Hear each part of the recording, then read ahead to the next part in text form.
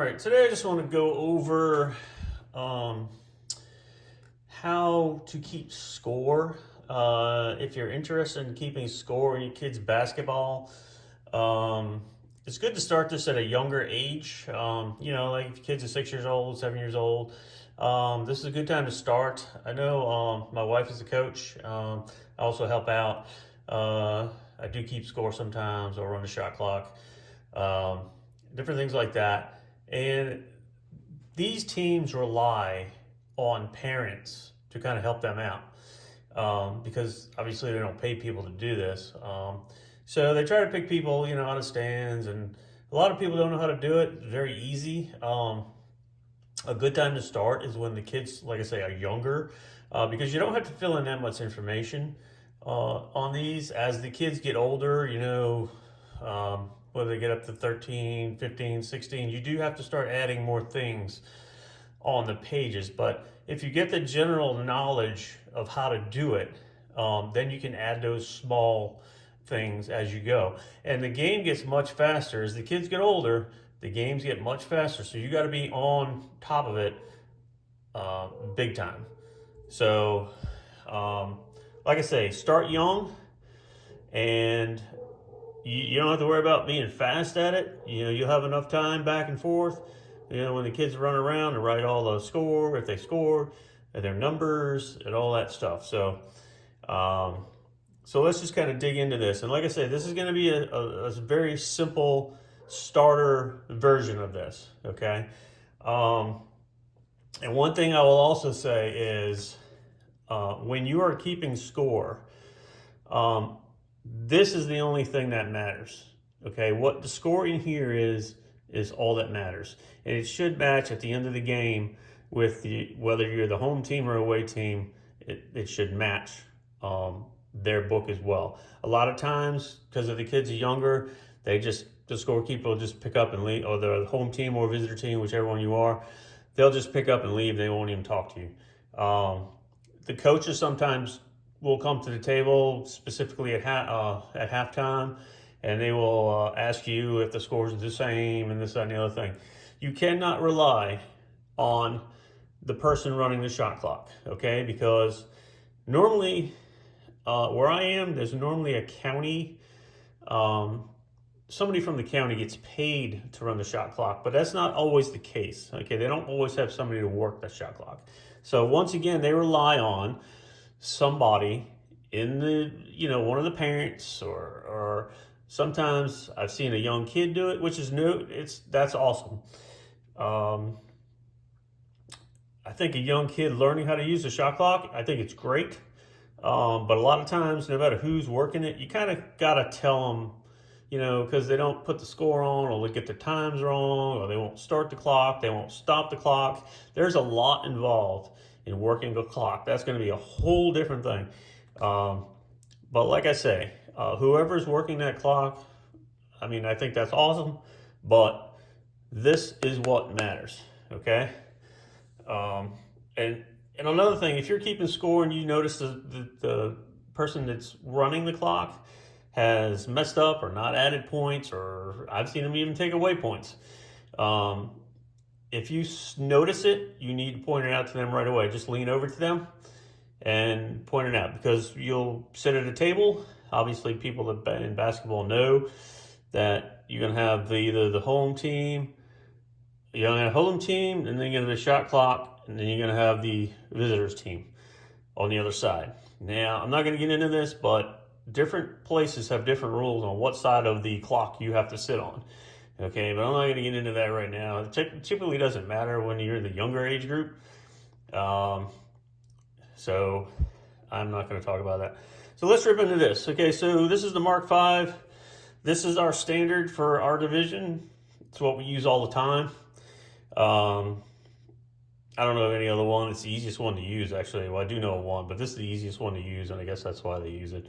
So it's just a Kramer Mark V. All right, so we're just going to open it up. So when you open it up, you're going to have, it's going to look like this. This is how it's going to be on your table when you're keeping score. Okay, we're just going to focus, you're going to have the home team on one side and the visitors team on the other side. Okay, now again, depending on where you are, and as you get older kids, and you need to be more technical, okay, there will be a designation which side that you have to have the home team on. Okay, the older kids, sometimes the home team is going to be on the left, sometimes it's going to be on the right.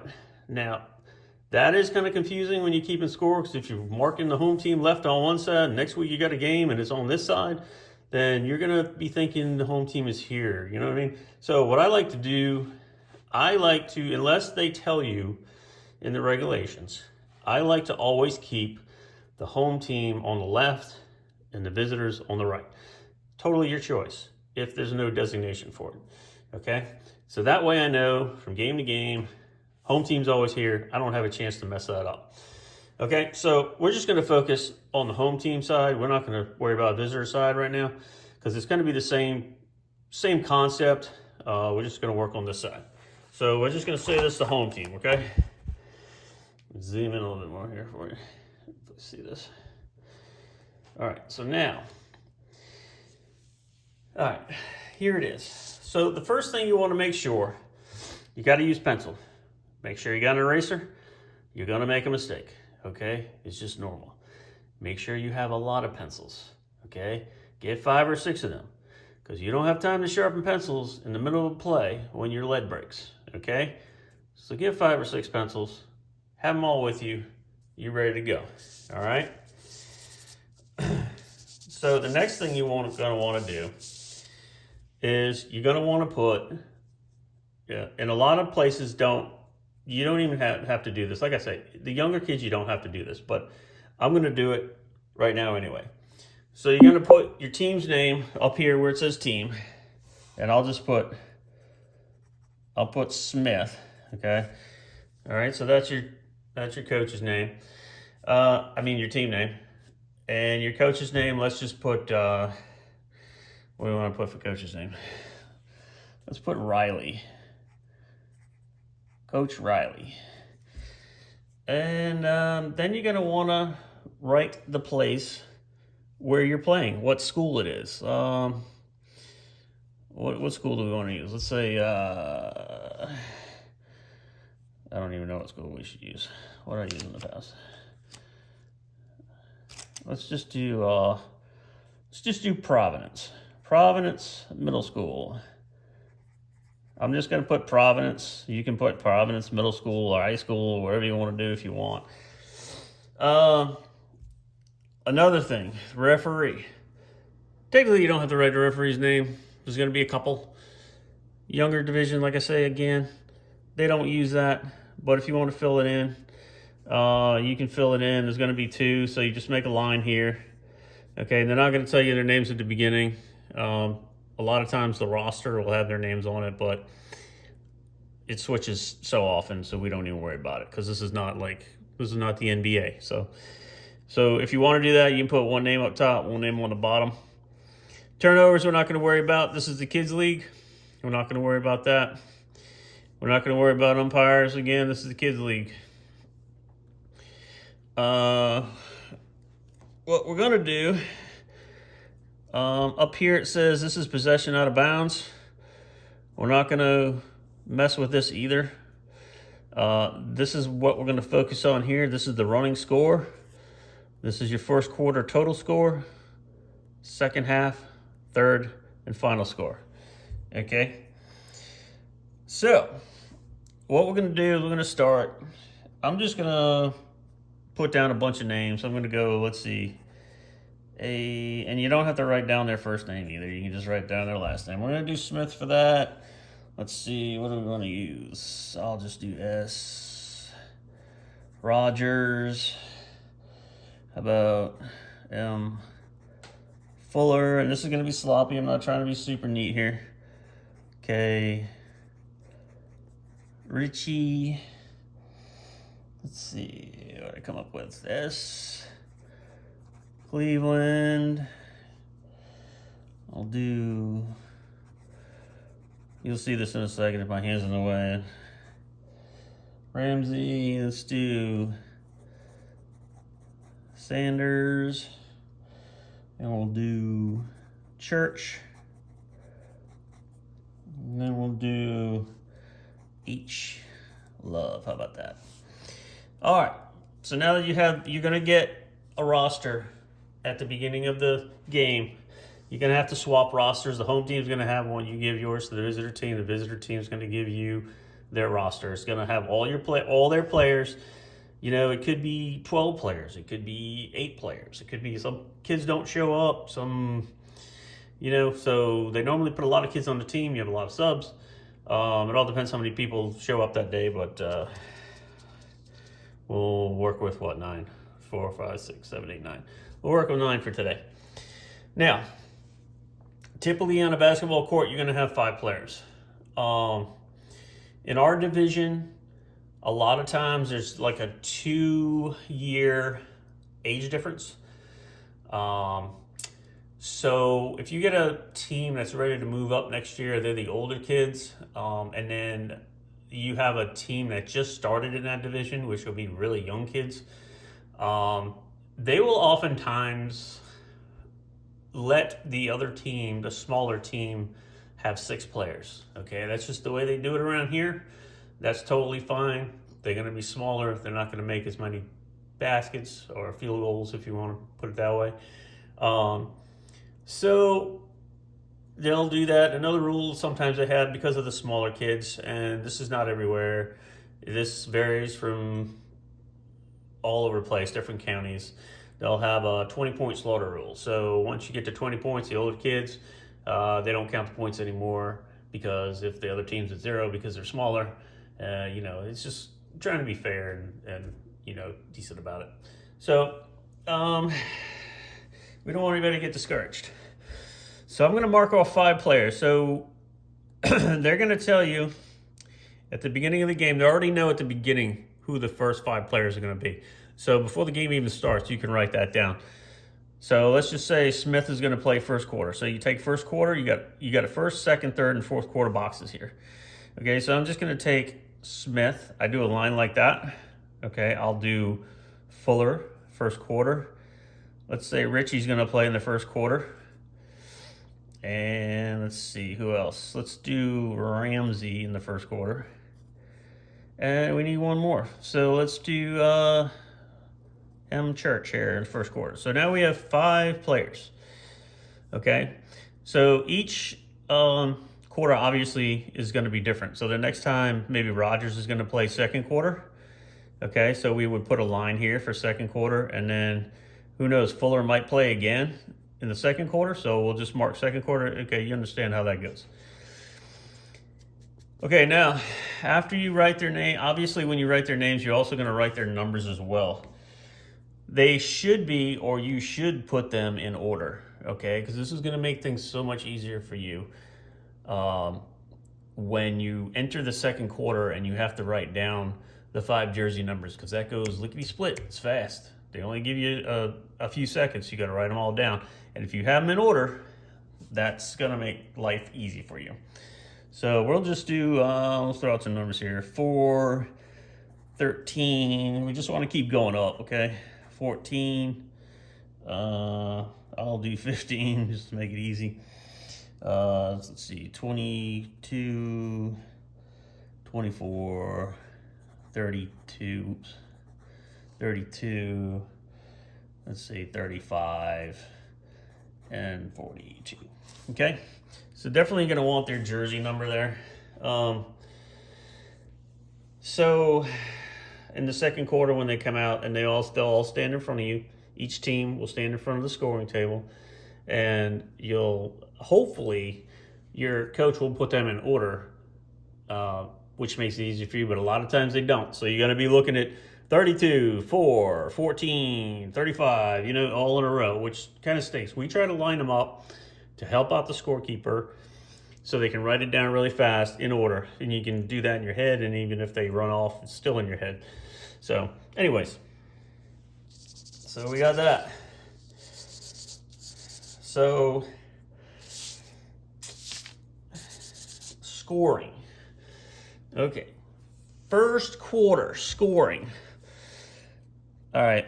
Let's just say Smith shoots a double. He gets a basket. He gets 2 points. Okay. So we're gonna write a 2 here.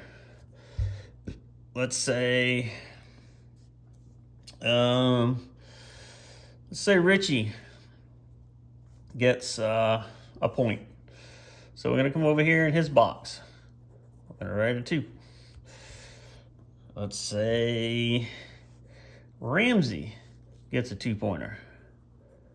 All right, that's 2. He gets a shot. Now let's say we'll just give Love a 2 as well when he makes a field goal. Call them field goals here, not baskets. All right, so let's say that's first quarter. So that's 2, 4, 6, 8 points, okay? Now one thing I want to touch on, I'll touch on this in the second quarter actually. So what I do is at the bottom, I will just make a line here and I will put an 8 on the bottom, okay? Now, to keep you from getting confused, in the second quarter, don't accidentally write anything down in the first quarter. It can happen, okay? So what I like to do is I'll either draw like lines all the way up and cross these boxes out, like lines like this, okay? So that way when you're in quarter 2, you don't accidentally slide over here. I also do this sometimes. I'll just put a squiggly line down the whole row. Either way, whatever you want to do, as long as you know not to write any points in the first quarter if you're in the second quarter. Okay, so then you're going to come up here on the first quarter. Well, I should have touched on this before, but you would go up here in the first quarter and you're going to put 8 right here. Okay, well, what I should have done was when he scores these 2 points, if Smith scores 2 points first, you're going to come up here and mark out the 2. And then Richie's going to make 2 more points. So you're going to mark off the 4. Ramsey's going to make 2 points, 6, okay? And then Love is 8, okay? So that makes 8 points. You got 8 points on board up here. You got 8 points down here. You know you're good. You're golden. Okay, now, second quarter starts. Let's cover this.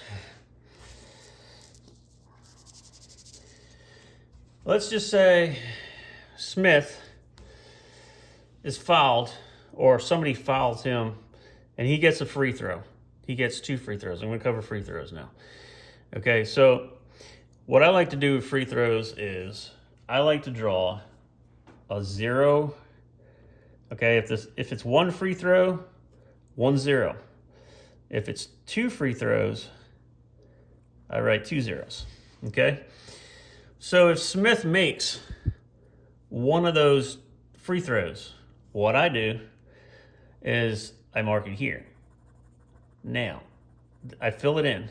That means he made 1 free throw. And what you need to do is come up here, okay, and make this a 9, okay, because he got 1 free throw. I like to do this because I know at the end when I look at this book and I look at all the players and I see who's doing what, who's making all the free throws, because games can be made on free throws, okay? I've seen games won from free throws only. So you want to see how many of your players are making and missing and kind of go over all the data here and see what the best thing to do is or what you need to work on. If these players need to work on free throws in practice, then that's a very important skill to have to be able to make those free throws. Because like I say, I've seen games won with just free throws. So anyways, so that's that.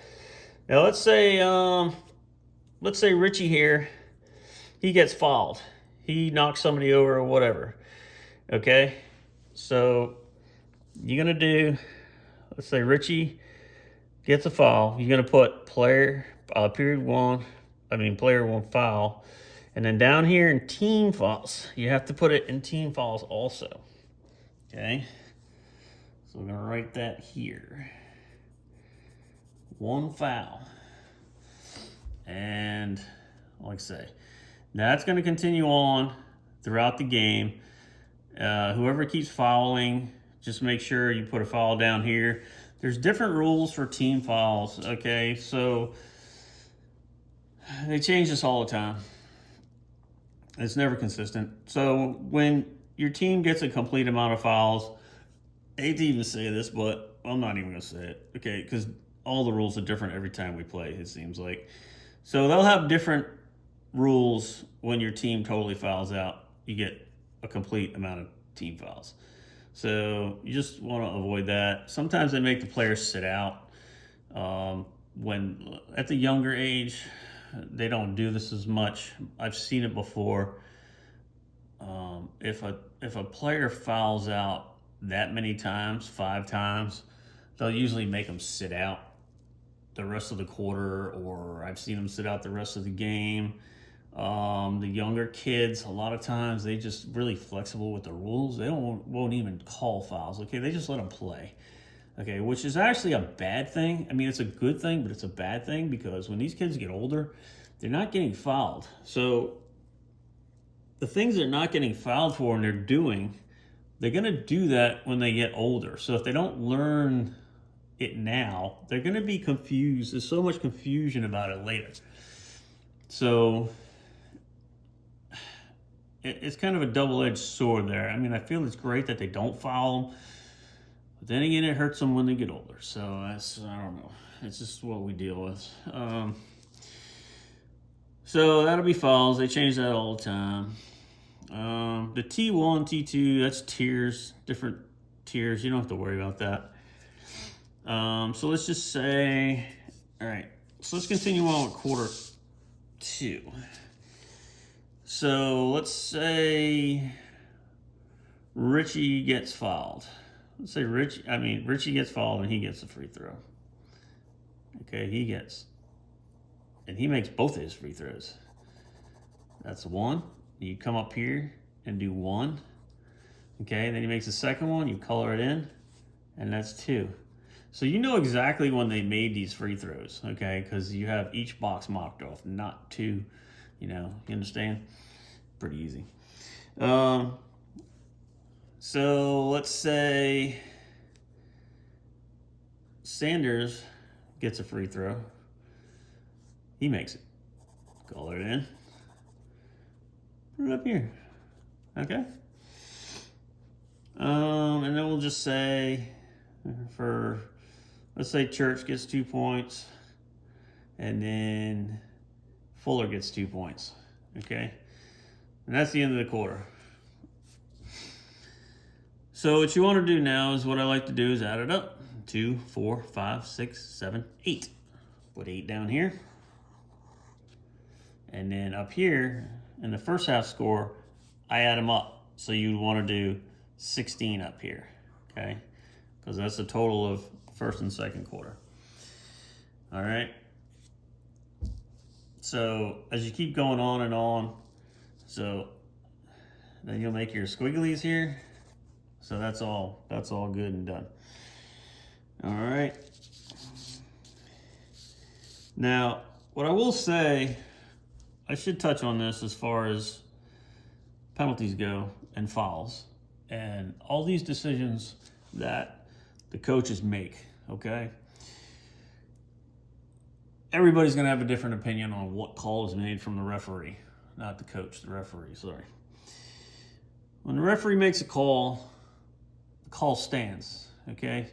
You can shout from the stands all you want, yell all you want, say the guy's a jerk, this, that, and the other thing, okay? It's not going to change the result of the call, okay? The call is what it is. So what I would say to people, I know this is like, I don't care what sport you're playing, baseball, soccer, basketball. It is stressful. It is so stressful. And parents just fly off the rails. I mean, they will yell at the coach. The ref.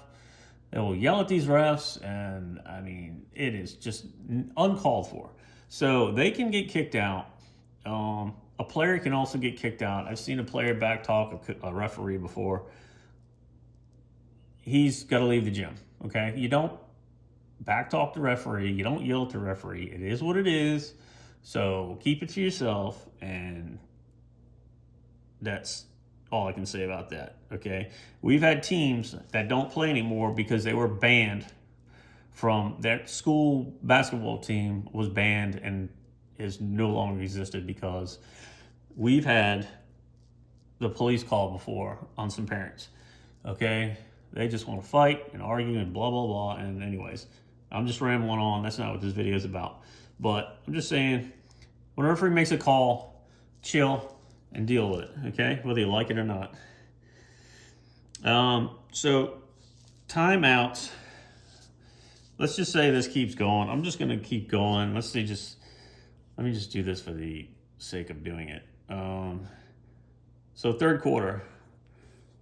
Fuller makes 2. Sanders makes 2. Okay, that's all they score in the third quarter. So write your 4 down here. Do your lines, however you want to do them. Okay, so that's 20. So we want up here, we want to go 20.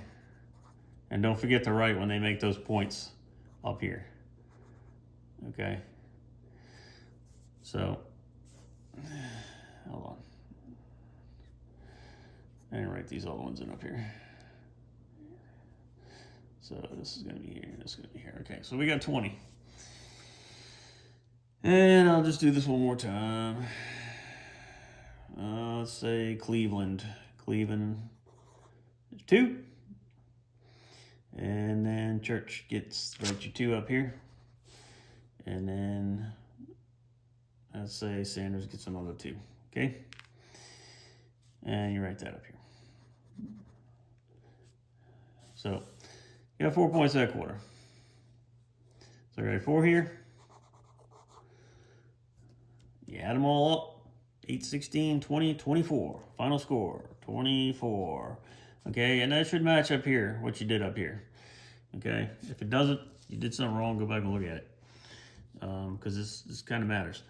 So anyways, we're not going to focus on player technicals because a lot of times they don't count that. They don't do that in the younger leagues. Timeouts. I do like to keep track of timeouts. First quarter, I like to put, if they call a timeout on first quarter, I like to also put not just the time. Like I say again, different leagues will have different timeout rules.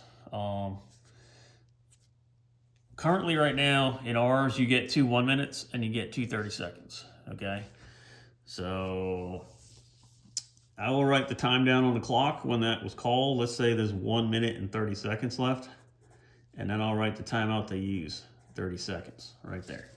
Okay, and I will do that for every quarter or whenever they call a timeout. And that is pretty much it. Like I say, this is very easy to do. You're not gonna worry about overtime. These teams are not gonna go overtime. If you want to write this stuff in over here, you can, but it is not recommended for the younger kids. You just write you